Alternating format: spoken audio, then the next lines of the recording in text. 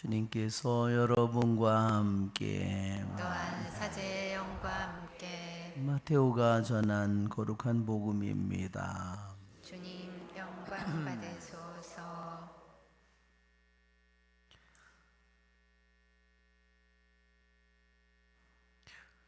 그때 예수님께서 이렇게 말씀하셨다. 아버지, 하늘과 땅의 주님, 지혜롭다는 자들과 슬기롭다는 자들에게는 이것을 감추시고 철부지들에게는 드러내 보이시니 아버지께 감사드립니다. 그렇습니다. 아버지의 선하신 뜻이 이렇게 이루어졌습니다. 나의 아버지께서는 모든 것을 나에게 넘겨주셨다. 그래서 아버지 외에는 아무도 아들을 알지 못한다. 또 아들 외에는 그리고 그가 아버지를 드러내 보여주려는 사람 외에는 아무도 아버지를 알지 못한다. 주님의 말씀입니다. 그리스도님 참여합니다. 앉으십시오. 참 예수님,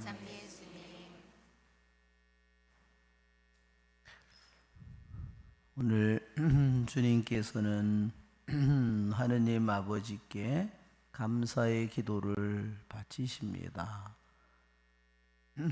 아버지, 하늘과 땅의 주님, 지혜롭다는 자들과 슬기롭다는 자들에게는 이것을 감추시고 철부지들에게는 드러내 보이시니 아버지께 감사드립니다. 물론 하느님께서는 모든 것을 감추시고 드러낼 권한을 가지고 계십니다. 세상적인 이치로 보면 분명히 지혜롭다는 사람들이, 머리가 똑똑한 사람들이 더 잘 알아야 될 텐데 왜 그들은 왜 알아듣지 못하고 오히려 무식한 사람들이, 철부지 어린들이 어떻게 그것을 더 잘 알게 되었을까? 우리는 의아하게 생각을 하게 됩니다. 그러나 한편으로 세상에서 똑똑한 사람들은 또한 뭐에 눈멀기가 쉽죠? 교만에 눈멀기가 쉽습니다.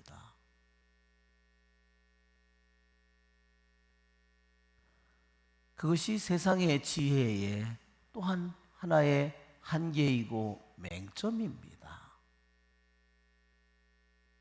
오늘 독서의 말씀에는 아시리아가 자기 자신의 힘으로, 자기의 똑똑함으로, 현명함으로 모든 민족들을 다 점령하고 그 왕들을 왕좌에서 끌어내리고 그 모든 것을 자기의 힘으로, 자기의 지혜로 이루었다고 그렇게 큰 소리 친다고 주님께서 말씀합니다.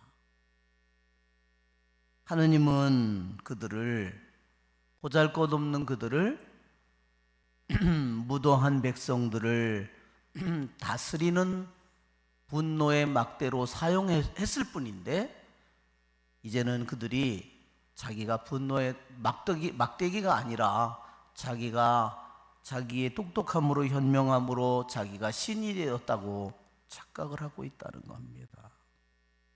그것이 세상의 지혜가 가지고 있는 교만이요, 어리석음이요, 눈먼 모습입니다.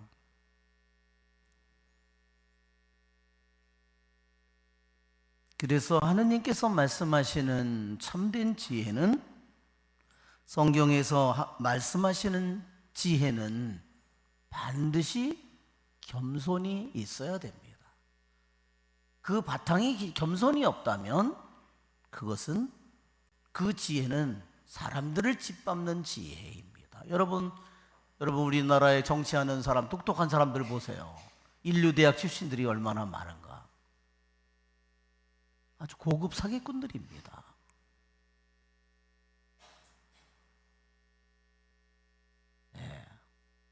땅도 낼름 먹고, 예, 이권도 낼름 먹고, 예, 그죠? 지네들끼리 다 나눠 먹죠. 권력으로. 그렇습니다. 그들의 지혜 속에는 겸손이 없는 겁니다. 참된 겸손이 있다면 그것은 주님께서 막을 리가 없지요. 오늘 우리는 33일 봉헌기도에 정말 준주성범의 말씀에 그럽니다. 무엇을 의리에 어긋나게 탐할 때마다 내심 불안을 느끼게 된다.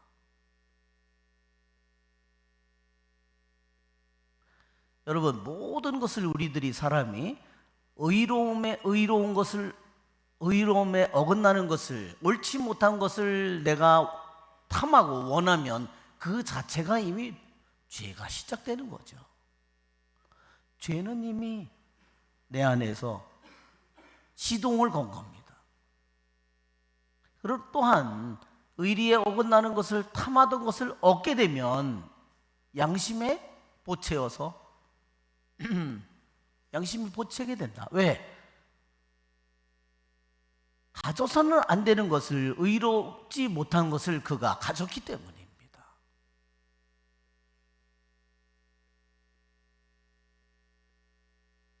여러분, 우리는 이 준주성범의 말씀을 생각해 본다면 의에 어긋나는 것을 내가 원하고 탐하고 그것을 찾고 구하는 것 자체가 이미 죄의 시작인데, 그런 사람이 어떻게 하느님과 하나가 되겠다고, 하느님 안에서 어떻게 영원한 생명을 얻겠다고, 하느님 안에서 어떻게 구원을 얻겠다고 얘기하겠습니까?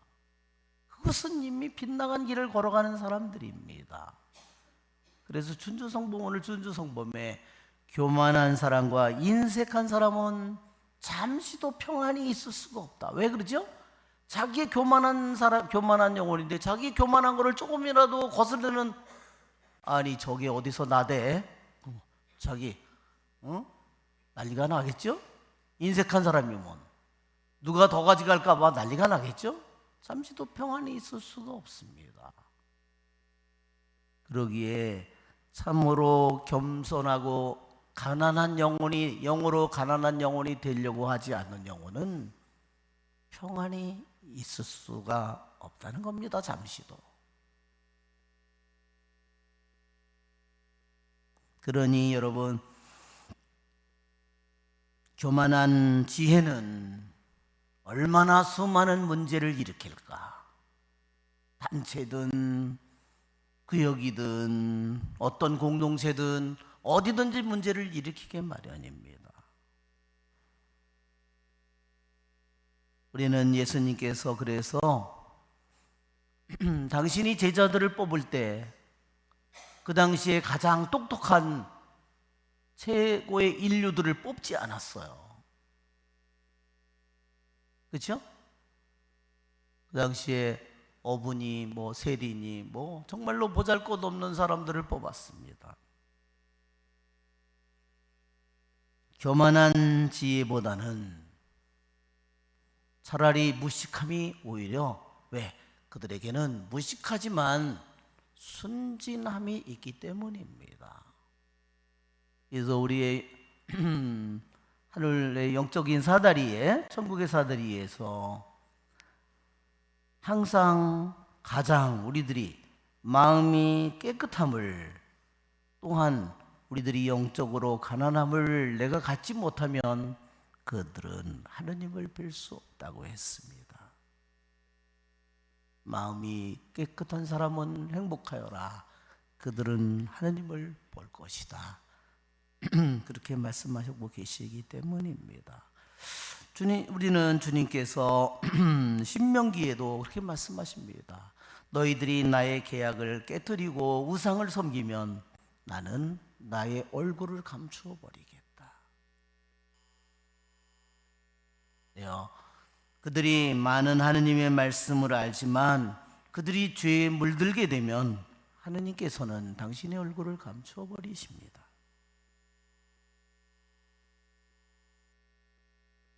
오히려 철부지들에게, 무식한 사람들에게, 단순한 사람들에게 오히려 당신을 더 드러내십니다.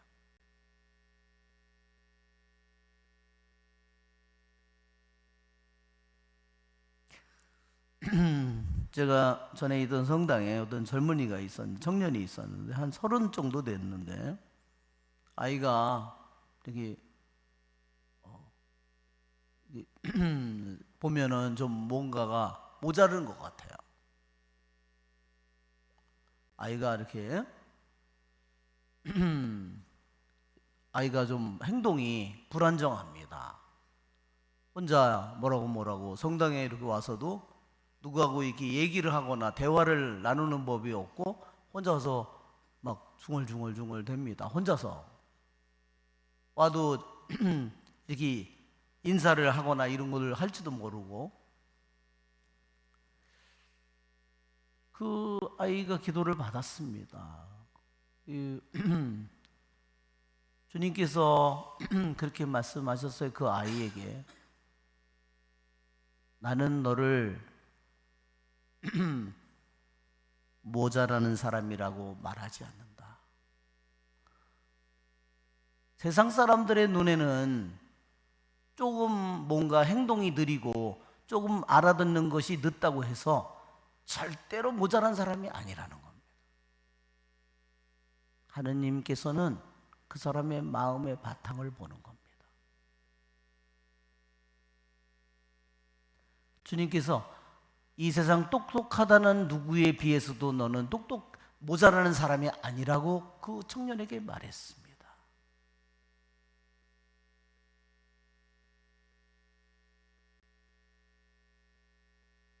나중에 그 어머니는 너무나 야단을 많이 맞았습니다. 자식을 공부를 좀 못한다고 너무나 많이 윽박을 질러서 길을 꺾은 겁니다.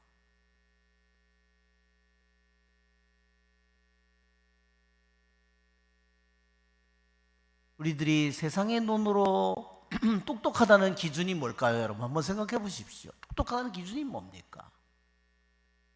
인류대학에 가는 거죠. 그게 진정한 똑똑함일까요? 그게 정말로 사람을 진정으로 그 사람을 위하는 똑똑함일까요?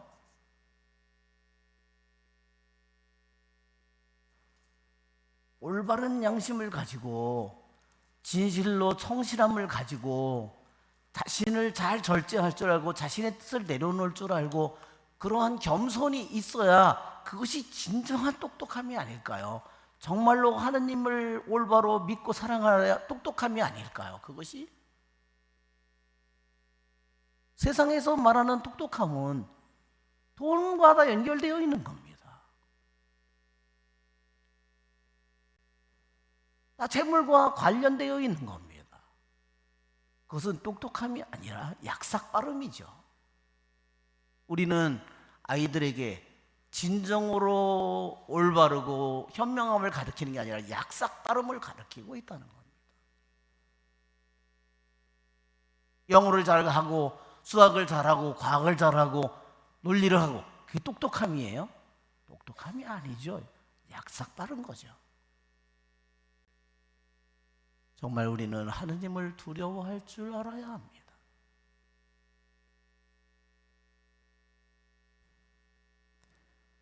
하느님을 두려워할 줄을 모른다면 가는 길이 어떤 길을 걸어가겠습니까? 주님께서는 그러기에 우리들 모두에게 정말로 그분은 순진한 마음을 사랑하시고 겸손을 갖춘 지혜를 사랑하십니다. 우리의 좋으신 주님을 찬미합시다.